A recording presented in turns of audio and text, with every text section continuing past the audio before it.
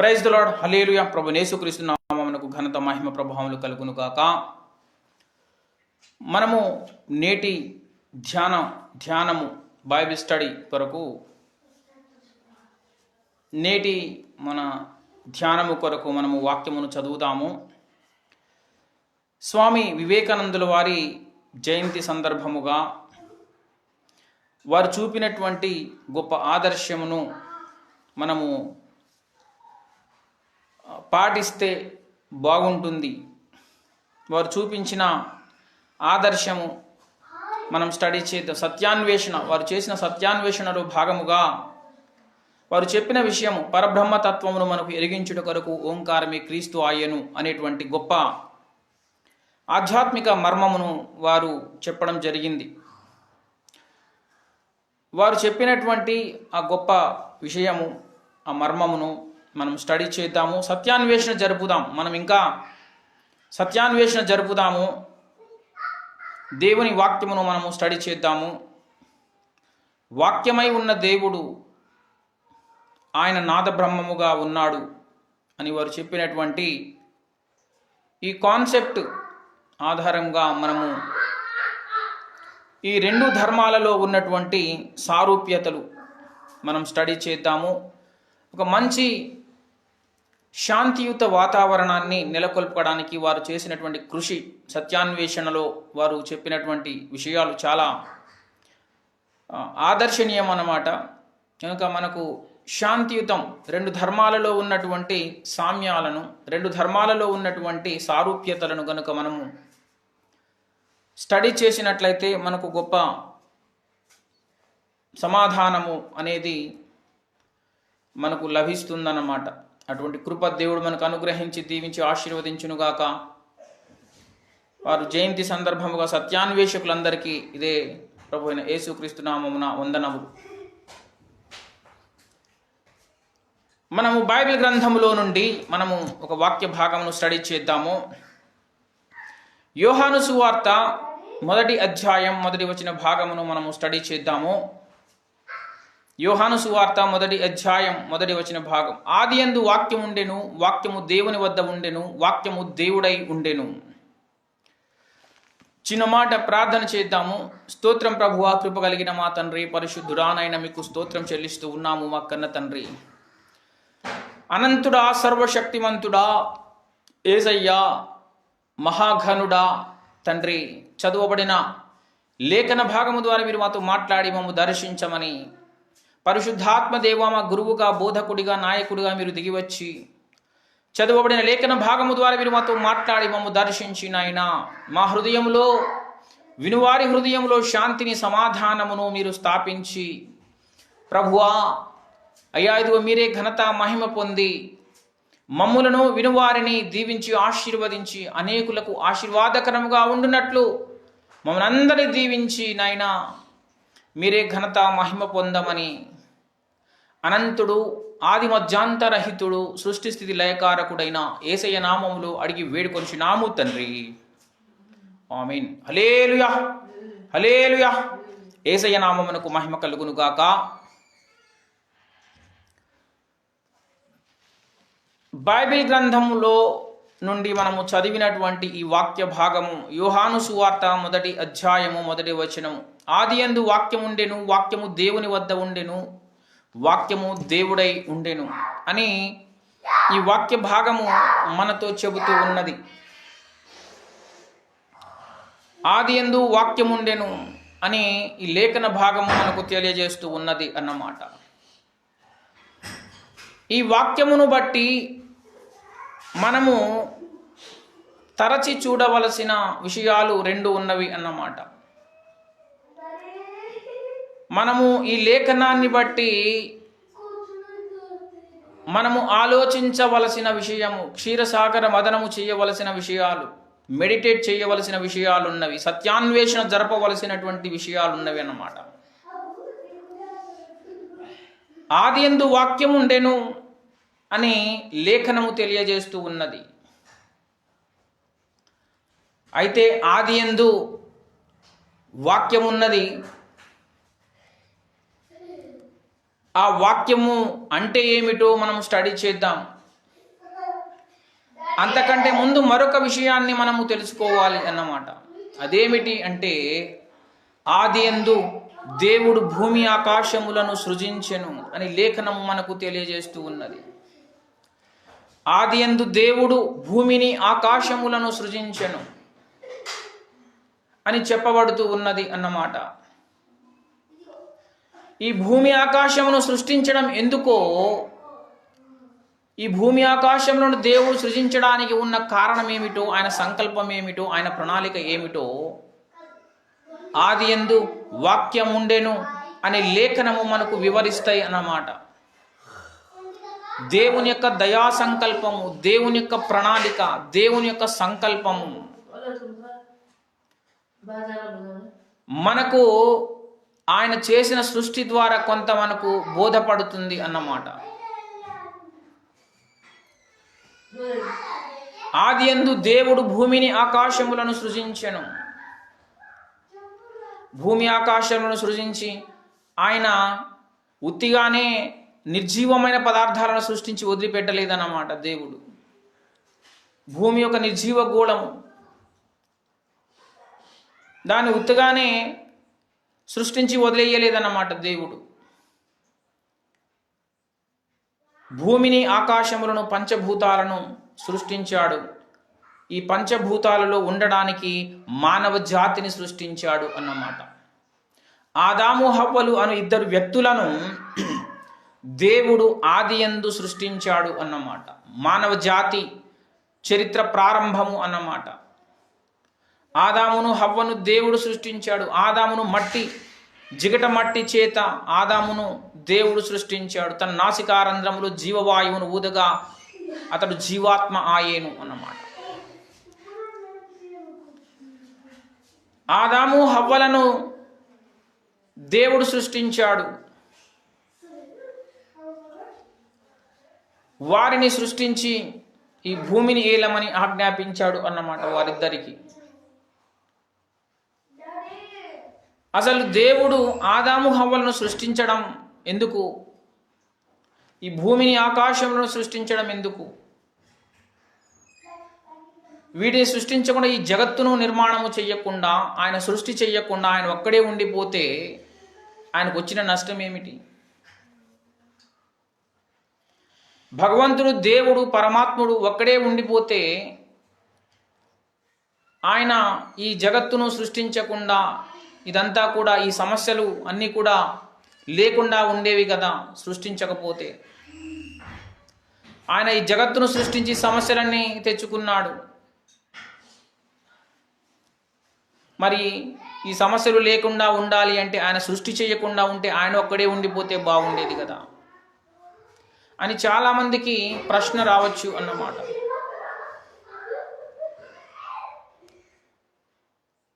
ఇక్కడ దేవునికి ఈ సృష్టి చేయడానికి ఒక కారణం ఉన్నది.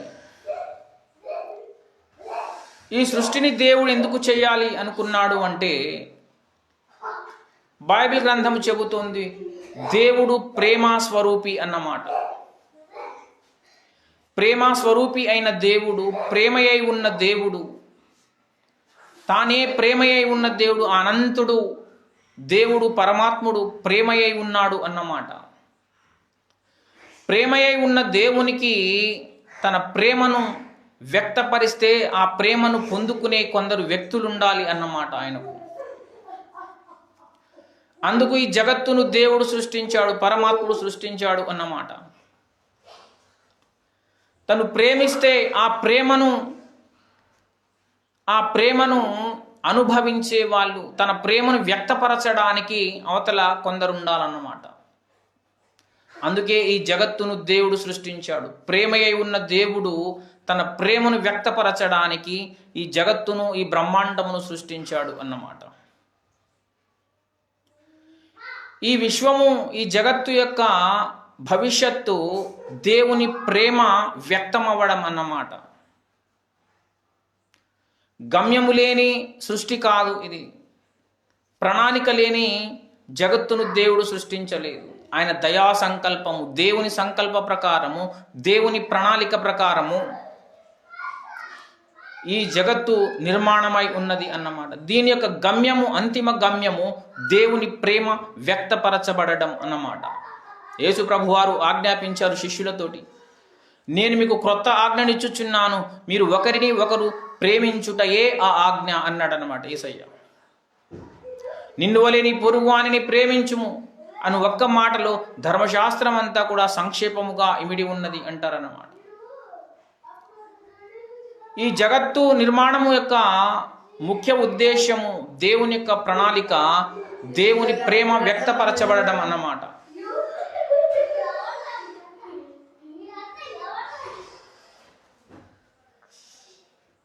హల్లెలూయా, హల్లెలూయా, యేసయ్య నామమునకు మహిమ కలుగును గాక. అలా దేవుడు చేసిన ఈ సృష్టిలో ఈ భూమి యొక్క ఆదియందు దేవుడు భూమి ఆకాశములను సృజించెను అన్నమాట. ఈ భూమిని ఏలడానికి ఆదాము హవ్వలను దేవుడు సృష్టించాడు. అయితే ఆదాము హవ్వలు ఇద్దరు కూడా పాపము చేయుట ద్వారా, వారు పాపములో పడిపోవడము ద్వారా దేవుడు వారి కొరకు ఒక రక్షణ ప్రణాళికను ఏర్పాటు చేయాలి అని సంకల్పించాడు. అది ఆయన దయా సంకల్పము.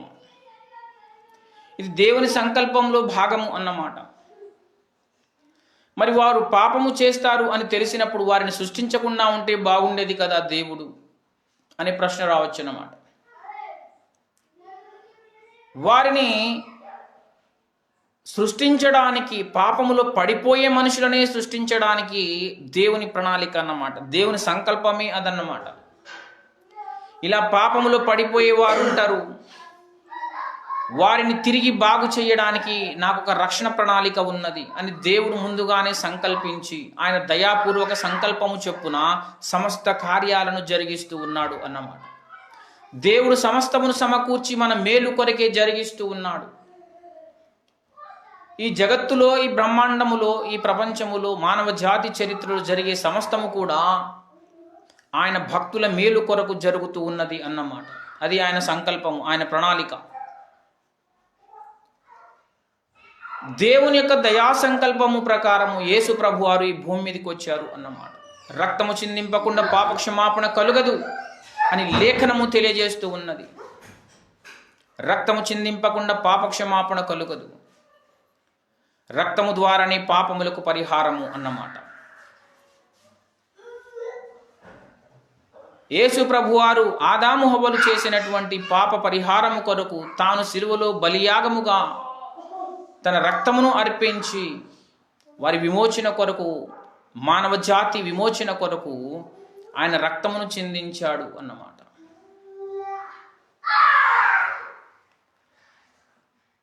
రక్తము చిందింపకుండా పాపక్షమాపణ కలుగదు అని బైబిల్ గ్రంథం తేటగా చెబుతూ ఉన్నది అన్నమాట. యేసు ప్రభువారు ఈ భూలోకానికి రావడానికి ఉన్న కారణము రక్తము చిందించుట కొరకు అన్నమాట. ఇదే విషయాన్ని గురించి ఇంకా వేరే చోట కూడా చెప్పబడుతూ ఉన్నది అన్నమాట. అజామేధము అని ప్రజాపతి అయిన వాడు వస్తాడు, యజ్ఞ పురుషుడు వస్తాడు, యజ్ఞమవుతాడు, ఆ యజ్ఞ ఫలము చేత మనం రక్షిస్తాడు, అజామేధముగా ఆయన వస్తాడు అని ఎదురు చూసిన వారు ఉన్నారు అన్నమాట. ఆ ప్రజాపతి అజామేధము యజ్ఞ పురుషుడు ఎవరో కాదు, ప్రభు అయిన యేసుక్రీస్తు అన్నమాట. యేసు ప్రభు వారిని చూపిస్తూ బాప్తిస్మిచ్చు యోహాను అన్నాడు, ఇదిగో లోక పాపములను మోసుకొని పోవు దేవుని గొర్రెపిల్ల అన్నాడు అన్నమాట. ఈ లోక పాపాలను మోసుకొని పోయే దేవుని గొర్రెపిల్ల యేసు ప్రభు వారు అన్నమాట. యేసు ప్రభు వారిని గురించి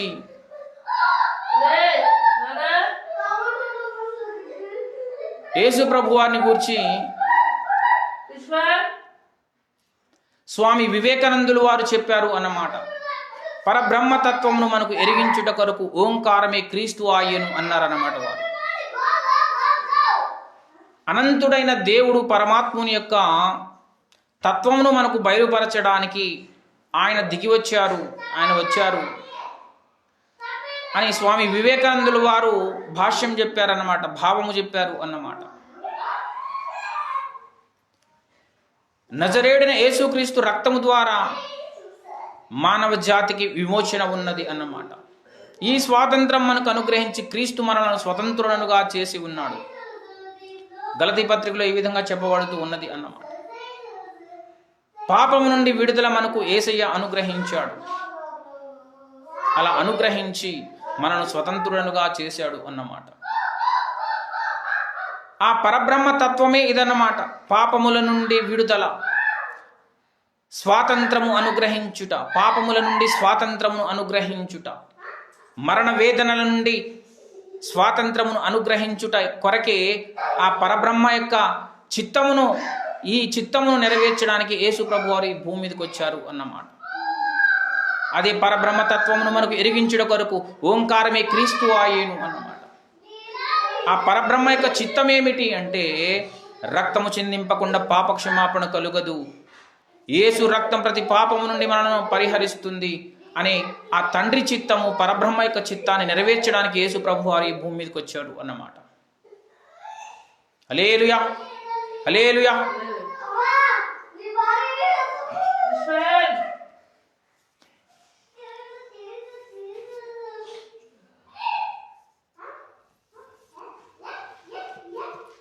కనుక మనం ప్రార్థన చేద్దాం.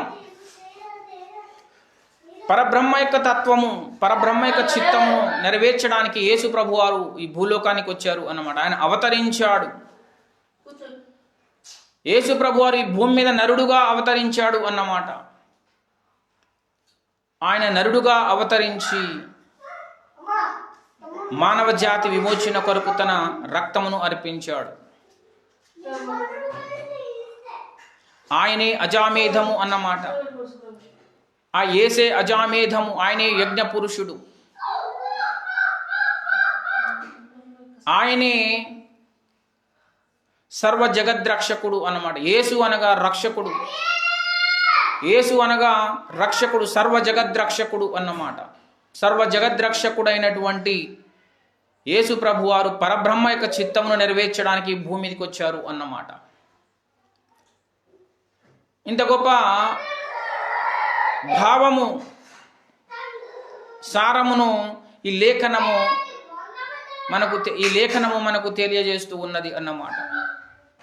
స్వామివారు జరిపిన సత్యాన్వేషణలో మనకు ఈ అంశము మనకు తేటపడుతూ ఉన్నది అన్నమాట.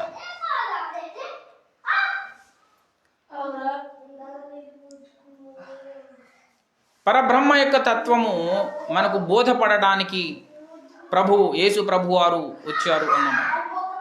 ఆయన అవతరించారు. కనుక మనం ప్రార్థన చేద్దాం. ఆయన రక్షకుడు, యేసు అంటే రక్షకుడు అన్నమాట, సర్వ జగత్ రక్షకుడు.